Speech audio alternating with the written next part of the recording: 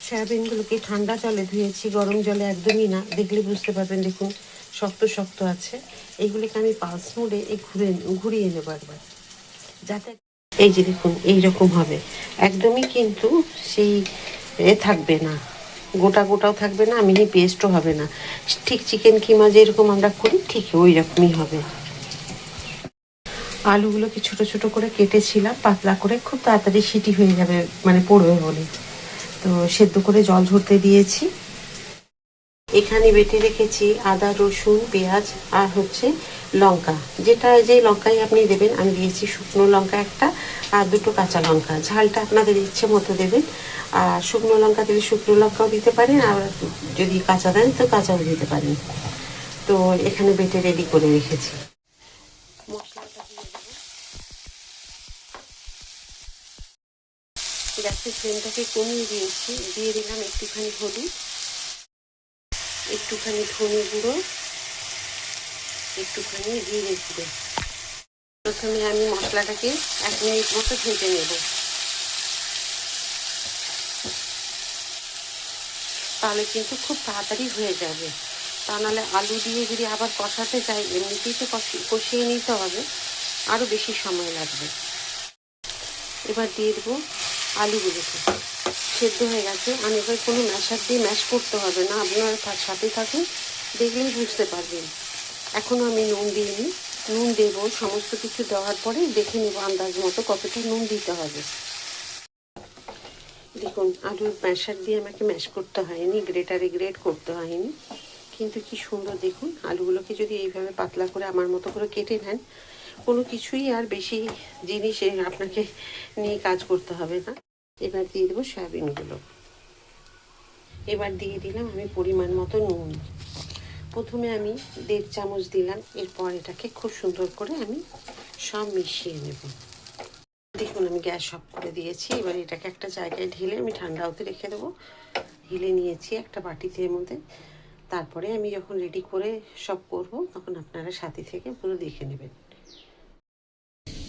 Bread pakora আমি যে মশলাটা রেডি করে রেখেছি ঠান্ডা হয়ে গেছে।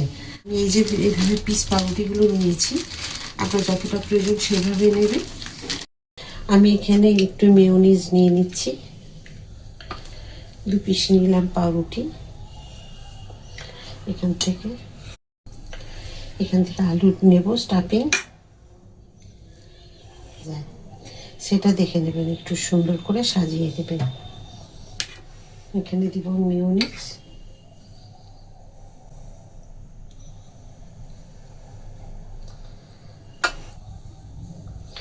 দিয়ে একটার উপরে আরেকটা আমি এভাবে দিয়ে দিলাম। এগুলোকে আমি এখন সাইডে করে রেখে দিলাম। আমি নেব বেসন,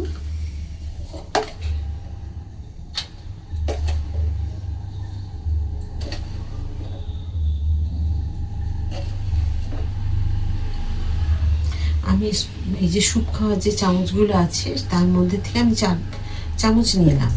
এবার দিয়ে দেবো কর্নফ্লাওয়ার। এই যে দেখুন 1 চামচ দিলাম। এতে 1 চিমটি দিলাম বেকিং সোডা, দিলাম স্বাদ মতো নুন। এইভাবে সবগুলোকে আগে মিশিয়ে নেব সুন্দর করে। এখানে দিয়ে দেবো আমি একটু কসুরি মেথি।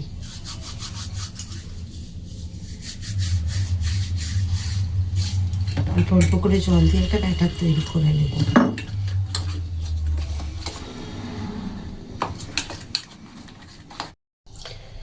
এবার পাউরুটি এখান দিয়ে আমি ছুরি দিয়ে কেটে নেব।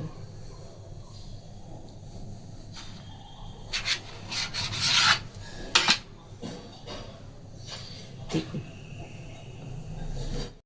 গ্যাসের ফ্লেমটা কমিয়ে দিয়েছি, আর আমি এভাবে দুটোকে কোট করে নেব, ঠিক এভাবে। একদমই বেশি মোটা বেসন থাকবে না, সেই রকম।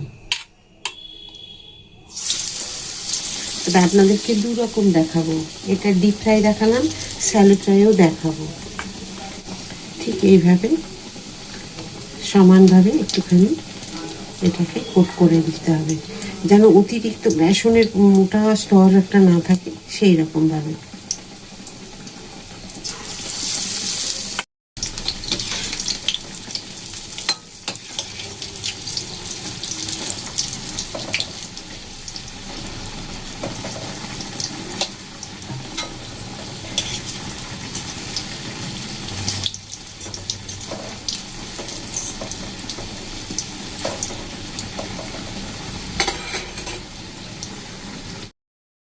দেখুন কি সুন্দর ভাজা হয়ে গেছে।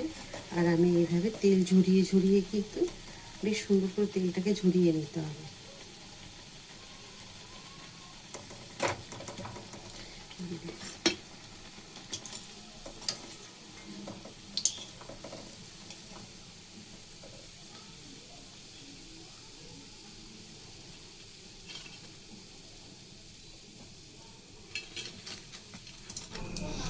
এইভাবেই কোট করে নিলাম।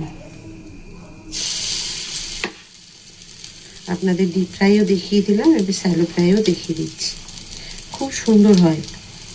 যারা তেল খাওয়া খুব ভয় করে বা চলবে না তাদের জন্যে, যেমন আমি এরকম খাবো। দেখুন স্যালো ফ্রাই করলাম আমি খুব সুন্দর করে, একদম লো ফ্লেমে। দেখুন এইরকমই হবে।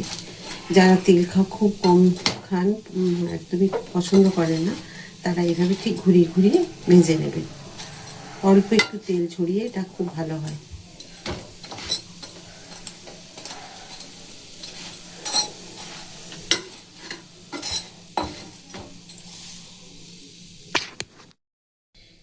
আমি দুটো ডিশ দু রকমভাবে সাজিয়ে দেখাবো। এই একটা দেখুন আমি কেটে দিচ্ছি, তাহলে চামচ দিয়ে খেতে খুব সুবিধে হবে।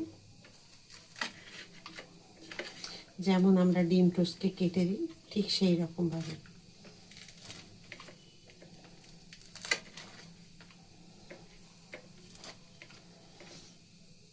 এটা আর কাটবো না, দুটোকে দু রকমভাবে সাজিয়ে দিলাম। এটাকে আমি এভাবে সাজিয়ে নেব, দুটোকে দু রকমভাবে সাজাচ্ছি।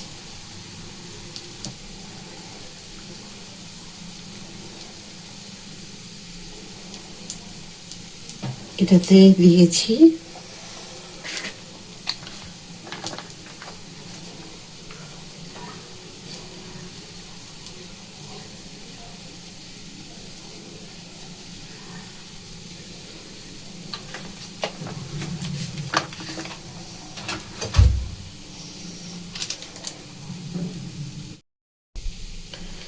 চাট মশলা। এই জন্য নুনের পরিমাণটা আমি কম দিতে বলেছি।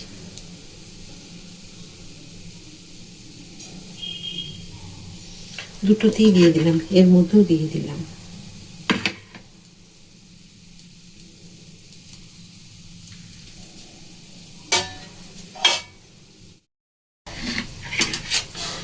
দুটো ডিশ দু রকমভাবে আমি সাজিয়ে নিয়েছি। কোন ডিশটা বেশি ভালো লাগলো, এটা শ্যালো ফ্রাই করেছি, একটা ডিপ ফ্রাই।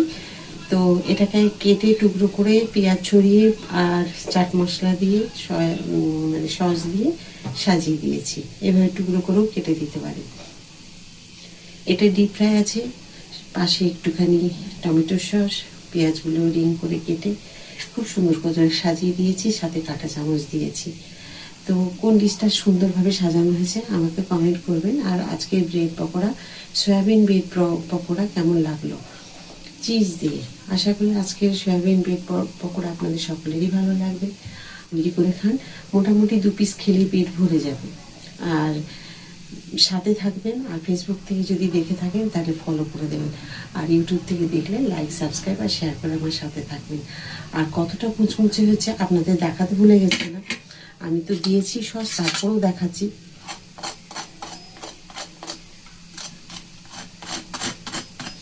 খুব মুচমুচে হয়েছে, সুন্দর হয়েছে।